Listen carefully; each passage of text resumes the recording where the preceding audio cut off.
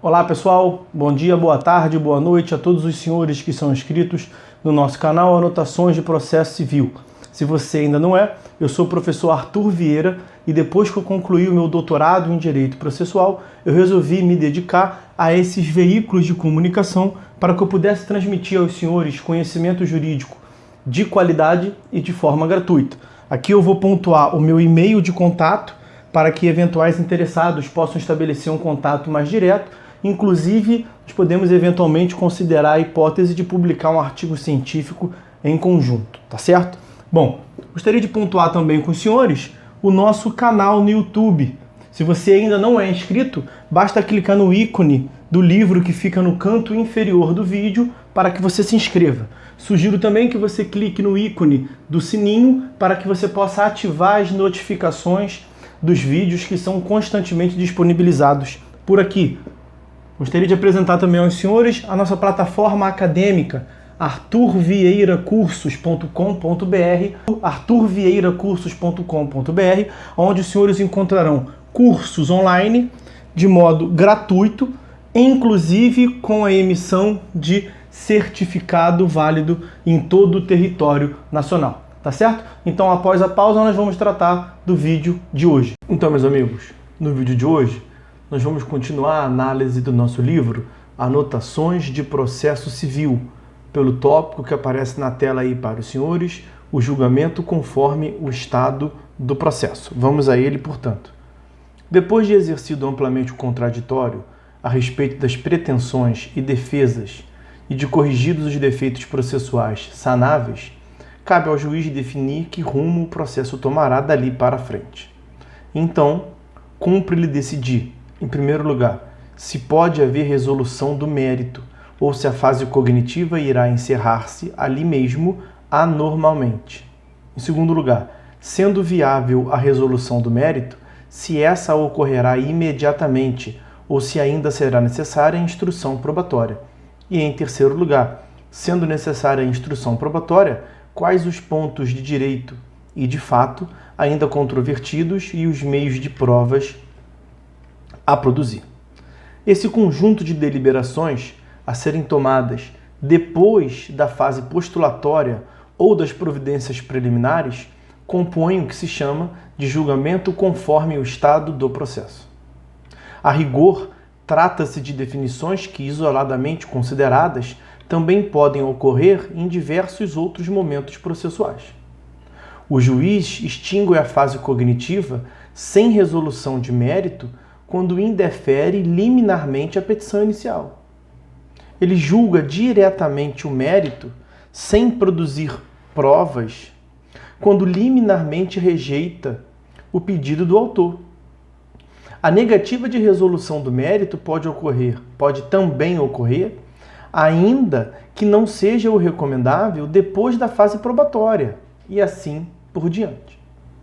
Então, o que confere identidade ao julgamento conforme o estado do processo é a concentração dessas deliberações em determinado momento do procedimento. Deliberações essas que não ocorrem apenas em tal momento, mas que, se puderem então ser tomadas, contribuirão para a organização, celeridade e segurança do processo.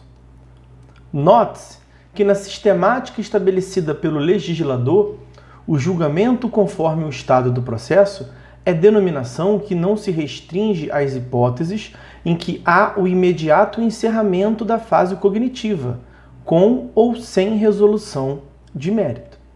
Aplica-se também a decisão de saneamento, que fixa pontos controvertidos e define provas para a fase cognitiva ir adiante. O capítulo intitulado Julgamento conforme abrange também o saneamento e organização do processo, como se vê do artigo 357 do CPC.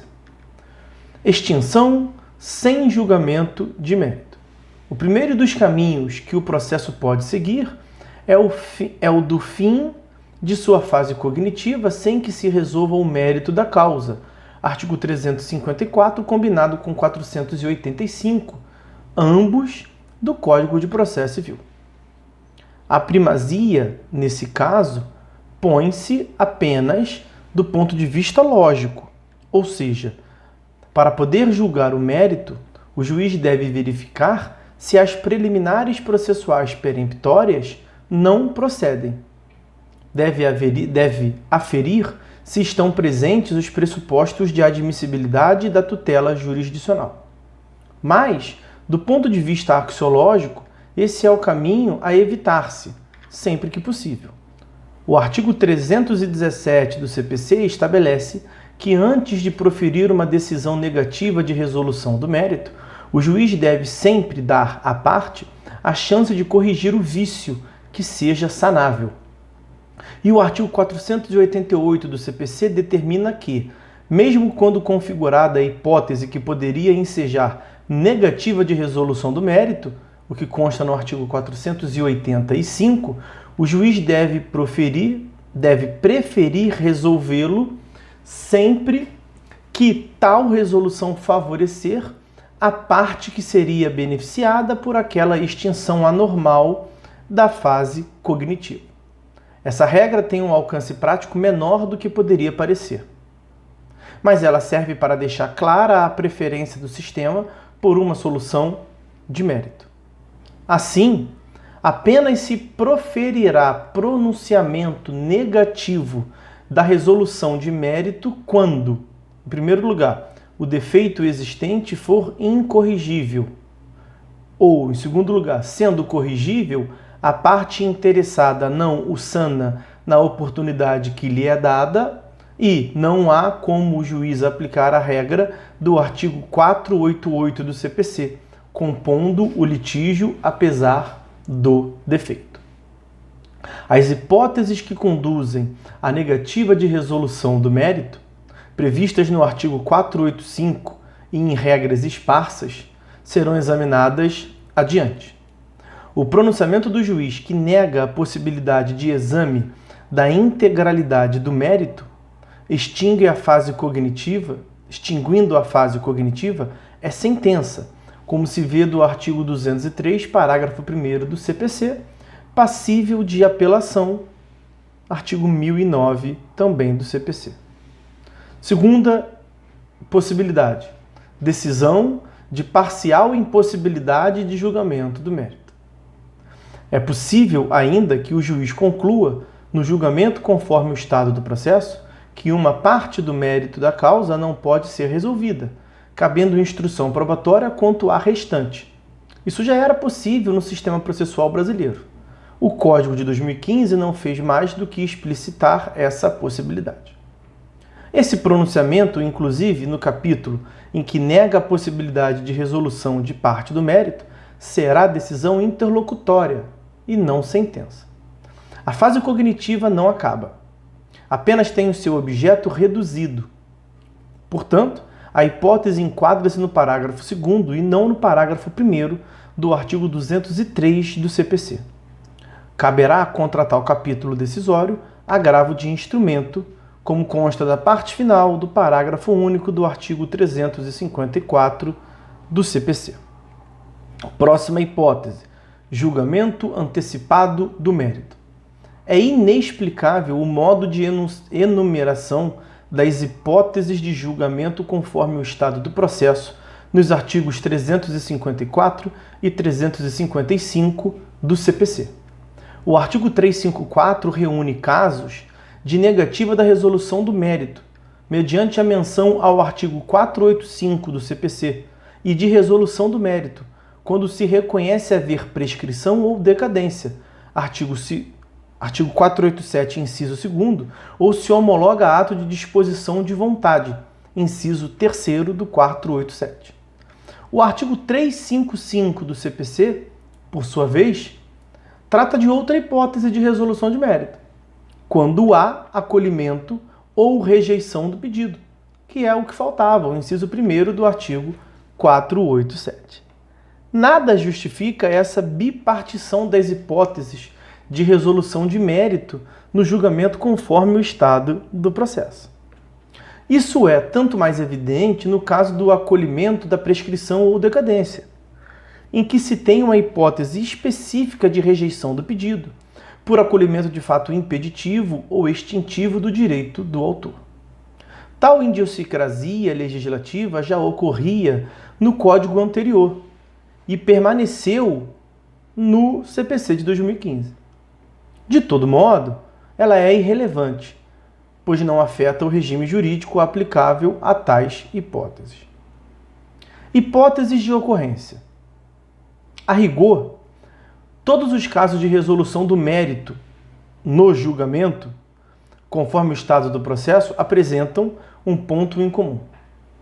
Toda vez que, depois da fase postulatória e das eventuais providências preliminares, o processo já estiver em condições de receber resolução de mérito, deverá proferir-se sentença nesse sentido, sem se ingressar na fase de instrução probatória, que então será inútil. Isso se tem quando? Primeira hipótese de incidência.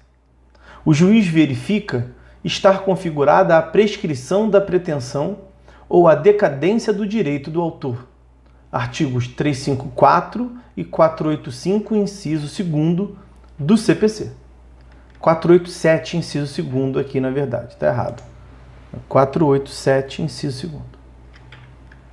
Como já foi dito, isso nada mais é do que uma hipótese de rejeição do pedido do autor. No mais das vezes, a aferição da ocorrência de tais fenômenos independe de provas.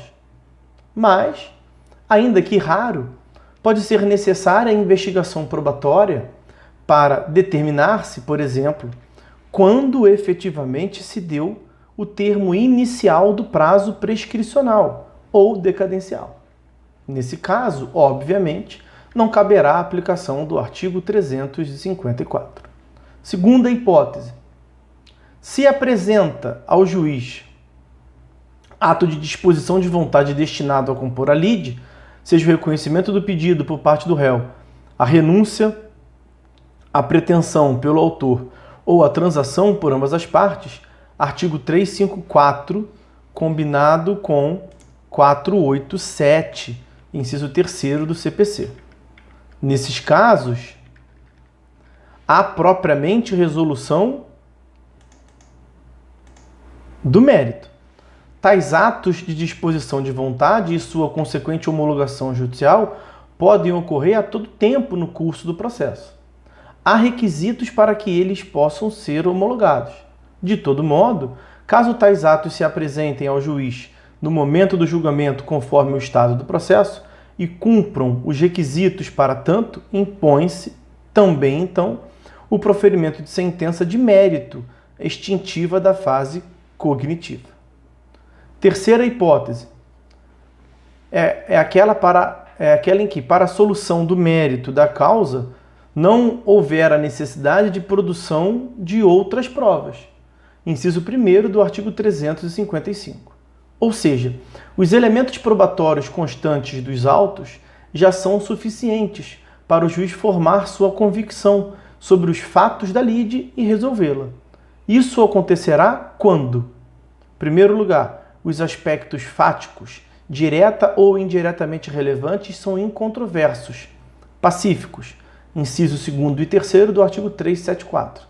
E o juiz não verifica nenhum aspecto que objetivamente o leve a duvidar de sua veracidade, a ponto de precisar determinar provas de ofício, resumindo-se a discussão entre as partes as decorrências jurídicas de tais fatos. Ou, em segundo lugar, quando a prova já trazida para os autos, que em regra até esse momento será apenas documental, já é suficiente para o julgamento do mérito. Quarta hipótese. Quando ocorrer a revelia e seu efeito principal, aquele de presunção de veracidade dos fatos narrados pelo autor, e o revel não comparecer ao processo a tempo de requerer a produção de provas destinadas a demonstrar a inexistência dos fatos constitutivos do direito do autor. Inciso 2º do artigo 355, combinado com o artigo 349. Essa hipótese normativa não é mais do que especificação da diretriz genérica estabelecida no inciso 1º do artigo 355. Julga-se nesse momento precisamente porque não existem questões de fato controvertidas. Nem sempre a revelia conduz à ocorrência de seu efeito principal. Ocorrendo alguma dessas exceções, a presunção de que são verdadeiros os fatos narrados na petição inicial, só se autorizará a resolução imediata do mérito se, a despeito da não ocorrência do efeito da revelia, o caso concreto enquadrar-se na hipótese genérica do inciso 1º do artigo 355, por exemplo, a prova documental trazida pelo autor é em si suficiente para a formação do convencimento do juiz, ou, nos termos do artigo 354 do CPC, houver prescrição ou decadência, 487, inciso 2º, ou ato compositivo da parte, 487, inciso 3º. Por outro lado, mesmo quando ocorre o efeito principal da revelia e estão presentes os pressupostos para julgar-se o mérito, não é de todo impossível que a sentença venha a ser de improcedência do pedido. Basta que dos fatos narrados na inicial não resultem as consequências jurídicas pretendidas pelo autor. Ou, ainda, é possível que o juiz reconheça a existência de algum fato extintivo, impeditivo ou modificativo do direito do autor, que seja cognoscível de ofício, uma objeção material, e independa de prova, como normalmente se dá com a prescrição e a decadência já citada anteriormente. Ou esteja provado nos autos. A jurisprudência relata casos em que o próprio autor da ação juntou prova do pagamento da dívida cobrada, o que levou o juiz a julgar improcedente o pedido a despeito da revelia e de seu efeito principal. De resto, também não ficará afastada, obviamente, eventual extinção da fase cognitiva sem resolução do mérito, desde que o defeito que a enseje seja conhecível de ofício e que não tenha ocorrido ou não seja possível sua correção pelo autor, como se viu no artigo 317 do CPC, nem possa haver o próprio julgamento de mérito em favor do réu, como também se viu do artigo 488 do CPC. Bom, então essas foram as considerações que eu queria ter tratado com os senhores no vídeo de hoje. Vamos fazer um corte no vídeo por aqui. A gente continua a leitura a partir da terminologia relacionada a esse julgamento antecipado do mérito e vamos continuar adiante. Vamos parar o vídeo por aqui. Um forte abraço a todos e até a próxima.